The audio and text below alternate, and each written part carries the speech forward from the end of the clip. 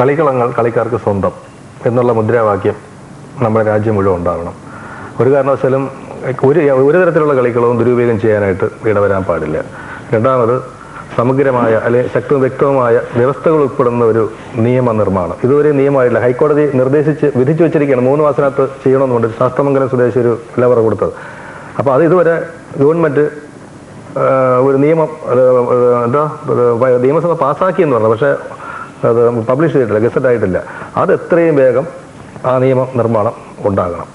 അത് വരുന്നതോടുകൂടി അസോസിയേഷനുകൾക്ക് ഒരു മൂക്ക് കയറ് ഇവിടെ അത്യാവശ്യമാണ്. ഈ കേരളത്തിൽ അസോസിയേഷനിൽ അവരുടെ ഗ്രാൻഡ് വേണ്ട, ഞങ്ങൾക്ക് ഇഷ്ടമുള്ള ചെയ്തോളാം, 2 ലക്ഷം രൂപ ഗ്രാൻഡ് ഞങ്ങൾക്ക് വേണ്ട, ഞങ്ങൾക്ക് ഇഷ്ടമുള്ള നിയമാവലി കാര്യങ്ങൾ വെച്ച് ഞങ്ങൾ മുമ്പോട്ട് പോകും എന്ന് പറഞ്ഞ് വിടാനായിട്ട് സർക്കാർ മന്ത്രിക്ക് അതിനുള്ള അധികാരം കിട്ടത്തക്കുള്ള നിയമനിർമ്മാണം ഫെഡറേഷനോ അല്ലെങ്കിൽ ഫിഫ, ഞങ്ങൾ ഫിഫയുടെ നിയമമാണെന്ന് AFCയുടെ ആണെന്ന് AIF, അതിൻ്റെ ആണെന്ന് KFയുടെ ആണെന്ന് DFA, അത് പോരാ.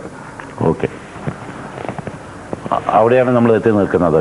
കേരളത്തിലെ സ്കൂളുകളിലും കോളേജുകളിലും ഉള്ള മൈതാനങ്ങൾ ഈ കളിക്കാർക്ക് വിട്ടുകൊടുക്കുക എന്ന് പറയുന്നത് പോലെ തന്നെ സ്കൂൾ അധികൃതർ കുട്ടികൾക്ക് വിട്ടുകൊടുക്കുക. കെട്ടിടങ്ങൾ ഒരുപക്ഷെ ഇപ്പോൾ ഉള്ള കെട്ടിടങ്ങളുടെ മുകളിൽ കെട്ടിക്കൊണ്ടെങ്കിലും ഒരു ചെറിയ മൈതാനമെങ്കിലും എല്ലാ കുട്ടികൾക്കും അനുവദിക്കുക.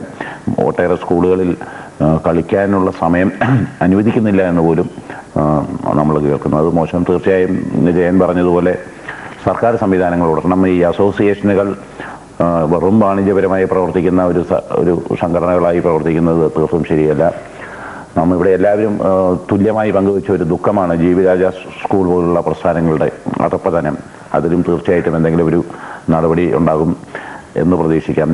ഈ സ്പോർട്സ് മന്ത്രി വനം വകുപ്പ് മന്ത്രി കൂടിയായതുകൊണ്ട് അദ്ദേഹത്തിൻ്റെ ശ്രദ്ധ എന്തായാലും കാടുകൾ വെട്ടിത്തെളിച്ച് മൈതാനങ്ങൾ ഉണ്ടാക്കാൻ പറ്റില്ല നമ്മുടെ നിയമങ്ങൾ അനുസരിച്ചിട്ട്. ഉള്ള മൈതാനങ്ങളെങ്കിലും നിലനിർത്തുവാൻ അദ്ദേഹം ബാധ്യസ്ഥനാണ്. ഈ ചർച്ചയിൽ പങ്കെടുത്ത എല്ലാവർക്കും നന്ദി.